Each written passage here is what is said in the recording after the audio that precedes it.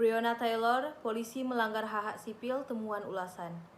Sebuah departemen kepolisian Kentucky yang melakukan penggerbekan bersenjata yang gagal di mana Breonna Taylor terbunuh secara beruntun menggunakan tembakan yang berlebihan.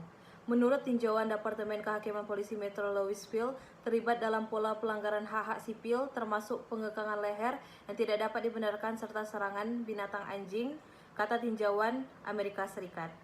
Investigasi mengikuti pembunuhan Breonna Taylor selama penggerbekan yang kacau pada Maret 2020, di mana dia terkena 6 peluru.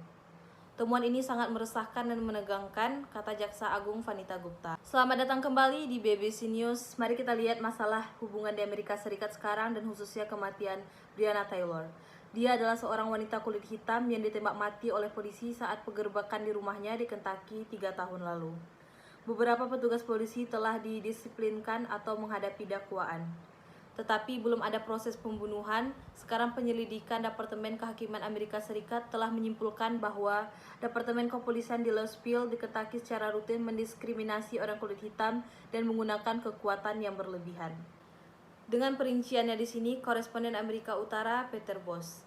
Jalan yang rusak akibat alat bersenjata menyebabkan protes berbulan-bulan menuntut agar petugas polisi yang terlibat dimintai pertanggungjawaban. Dia dipukul dengan 6 peluru dan meninggal. Investigasi keadilan kepolisi Louisville telah menemukan bahwa itu terlibat dalam pola pelanggaran hak-hak sipil. Mereka termasuk penggunaan kekuatan yang berlebihan, termasuk penggekangan leher yang tidak dapat dibenarkan, penggunaan anjing polisi dan penggeledahan tasar yang tidak masuk akal, berdasarkan surat perintah yang tidak sah, dan diskriminasi yang melanggar hukum terhadap orang kulit hitam. Perilaku ini tidak dapat diterima dan memilukan. Hal itu mengikis kepercayaan masyarakat yang diperlukan untuk kepolisian yang efektif dan merupakan penghinaan terhadap sebagian besar petugas yang mempertaruhkan nyawa mereka setiap hari untuk melayani kehormatan Louisville dan merupakan penghinaan terhadap orang-orang Louisville yang layak lebih baik. Dia mengatakan polisi Louisville telah menyetujui penunjukan pengawasan independen untuk mengawasi reformasi di dalam kepolisian. Ibunda Breonna Taylor memberikan tanggapannya atas temuan investigasi yang dilakukannya. Dalam tanda kutip, sungguh memilukan mengetahui bahwa semua yang telah Anda lihat sejak hari pertama harus dikatakan lagi. Ibunda Breonna Taylor tidak sanggup melanjutkan wawancara.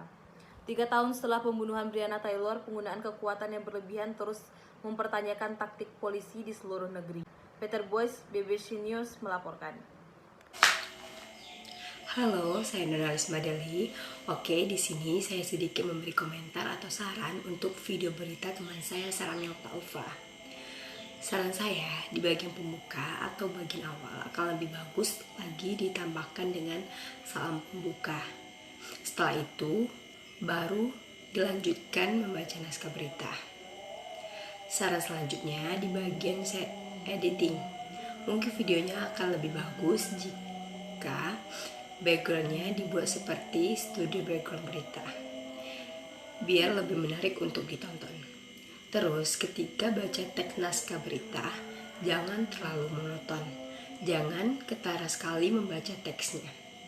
Oke, itu saja saran dari saya. Terima kasih dan sampai jumpa.